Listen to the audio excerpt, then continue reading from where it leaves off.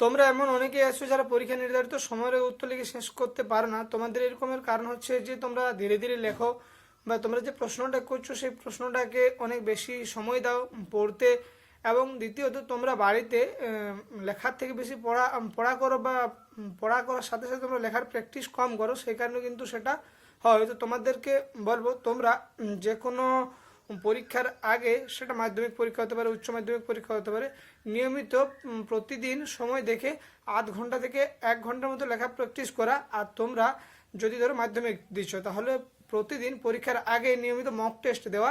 যেমন মাধ্যমিকে 3 ঘন্টার পরীক্ষা হয়, তাহলে 3 ঘন্টার পরীক্ষা যদি আমি প্র্যাকটিস করি প্রথমেই, টেস্ট পরীক্ষার পরে মক টেস্ট দিই, তাহলে কিন্তু কী হয়, সেখানে তুমি অনেকটা সময় বাঁচিয়ে ফেলতে পারবে, যেখানে সেটা তুমি পরীক্ষার হলে কাজে লাগাতে পারবে। এবং প্রতিদিন নিয়মিত টুকু করে হলেও লেখা প্র্যাকটিস করা হলে যে লেখার গতি সেটা কিন্তু অনেকটাই বাড়ে এবং লেখা সুন্দর হয়।